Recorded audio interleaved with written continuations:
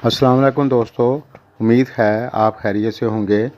दोस्तों, आज हम बात करेंगे बुर्ज सौर टॉरस की आपके लिए इल्म नजूम के हिसाब से जून 2021 कैसा रहेगा। दोस्तों, इस वीडियो से आप गाइडलाइन लें जो तकरीबन 70% तक ठीक हो सकती है।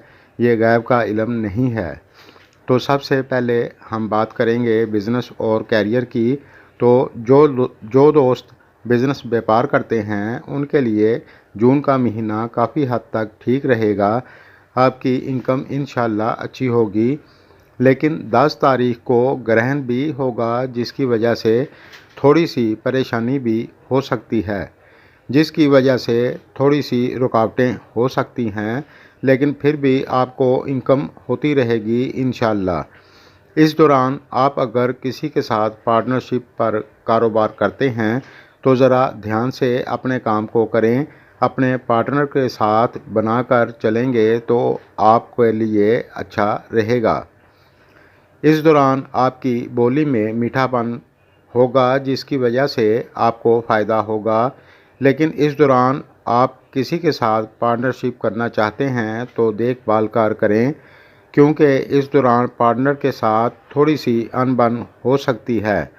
और जो लोग जॉब करते हैं उनके लिए भी ये महीना काफ़ी हद तक ठीक रहेगा।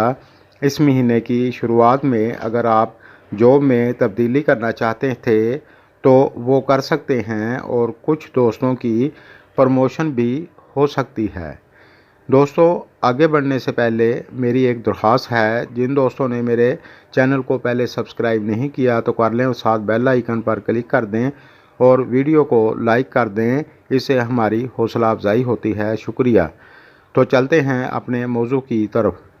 अब बात करते हैं तालीम की। तो आपके लिए ये महीना अच्छा रहेगा। आप मन लगाकर पढ़ाई करें, इंशाल्लाह आपको इस दौरान कामयाबी मिलेगी। अब बात करते हैं फैमिली और शादीशुदा लाइफ की।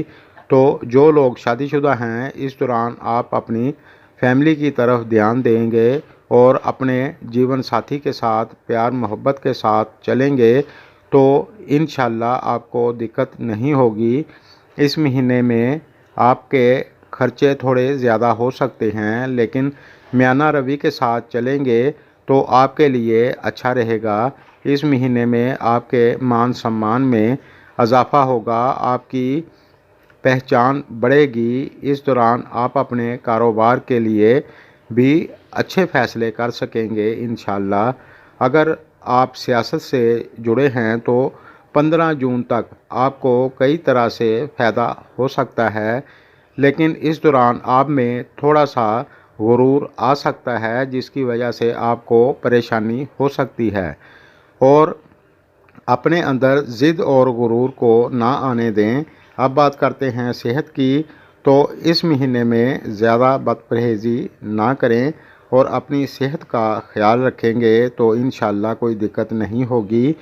और जो लोग पहले से बीमार हैं, मेरी दुआ है अल्लाह सबको शफाए कामला अता फ़रमाए, आमीन। दोस्तों, मेरी वीडियो अगर आपको पसंद आए तो लाइक करें और दोस्तों के साथ शेयर करें। शुक्रिया।